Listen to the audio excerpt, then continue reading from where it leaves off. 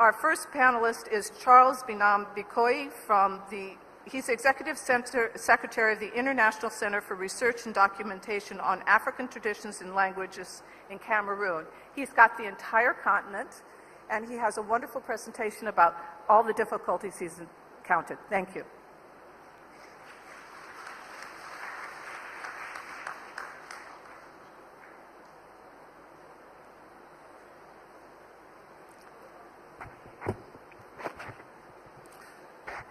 Je vous remercie, Madame le modérateur, chère Elisabeth. Excellences, Mesdames et Messieurs, je n'ajouterai pas ma voix, mais je ne la retrancherai pas dans le jeu des remerciements aux organisateurs, aux pays hôtes, à l'UNESCO et au WTO, pour l'invitation adressée à notre organisation pour participer à cette importante et auguste assemblée et dire quelques mots.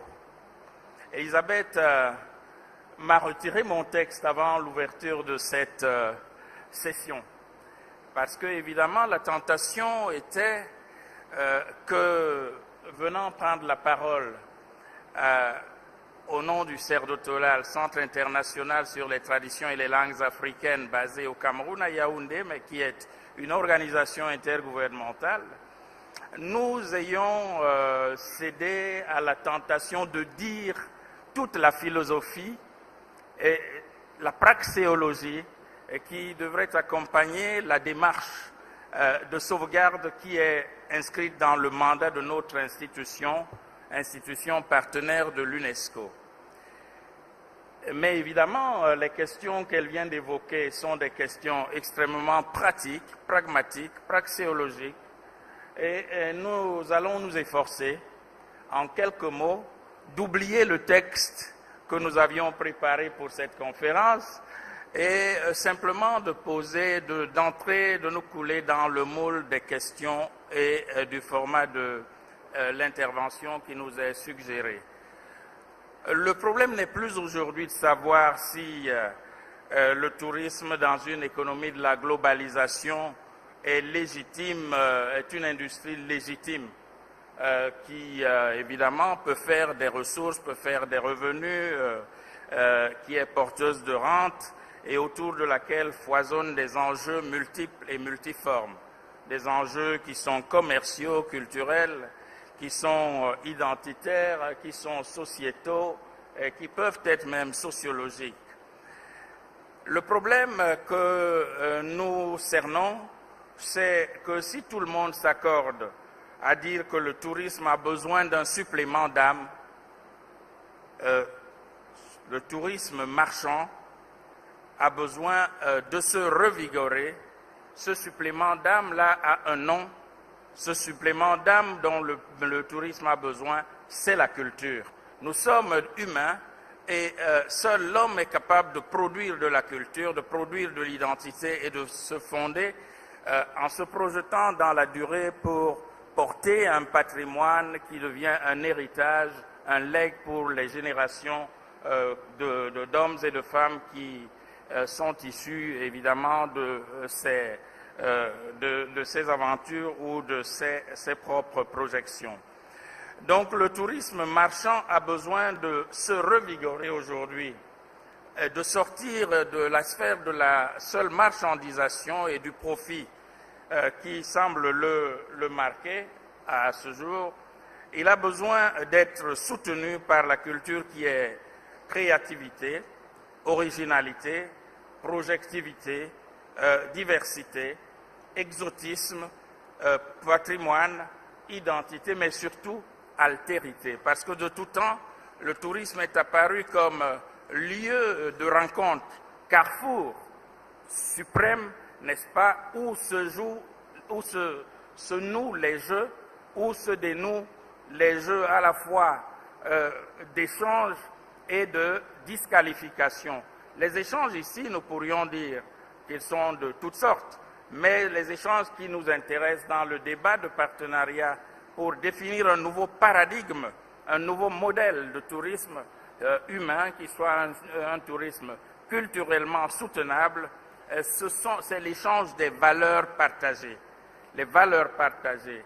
Le tourisme à ce moment-là devient un lieu de dialogue, d'affirmation et d'exposition des identités, mais non pas pour qu'elles s'érigent les unes contre les autres, mais au contraire pour qu'elles portent les germes d'une culture de la paix et d'une culture de la durabilité de l'humanité dans les échanges qui sont mis en place. Donc, le tourisme a besoin de cette culture-là pour garantir demain sa compétitivité même, sa compétitivité marchande. Le tourisme a besoin de la culture pour s'assurer une durabilité certaine, parce que l'homme se reconnaît dans la démarche de tourisme comme une démarche de réaffirmation de sa personnalité qui garantisse son être au monde et son être à l'autre, n'est-ce pas? Non pas pour prendre à l'autre, mais pour porter et échanger avec l'autre.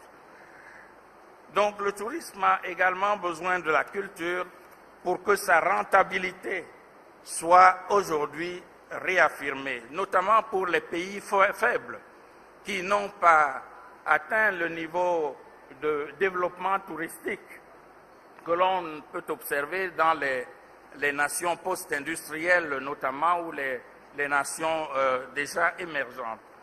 La conséquence ici, c'est que la culture, entendue comme tradition valorisée des peuples et des communautés, apporte de la valeur ajoutée dans cette condition. Et la question de la valeur ajoutée devient dès lors centrale. La valeur ajoutée qu'apporte la culture suppose elle-même aussi que le tourisme donne de la valeur ajoutée mutatis mutandis, n'est-ce pas, à la culture. Or, pour que la culture devienne effectivement cet outil porteur de valeur ajoutée pour le tourisme, a besoin d'abord, la culture, d'être reconnue comme valeur tout court. Et les cultures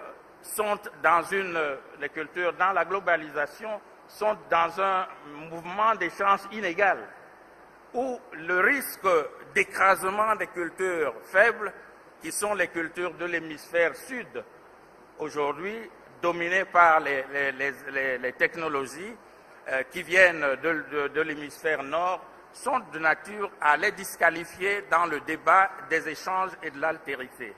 Il y a donc urgence pour nous autres que le tourisme, sachant reconnaître la valeur ajoutée que peut lui apporter dans sa compétitivité nouvelle la culture, accepte de mettre en place des mécanismes qui vont nourrir demain le développement de la culture, et singulièrement pour les cultures des pays que nous venons d'évoquer, la sauvegarde, la préservation des traditions et leur valorisation face aux enjeux qui ne sont plus simplement des jeux, mais des enjeux de la globalité.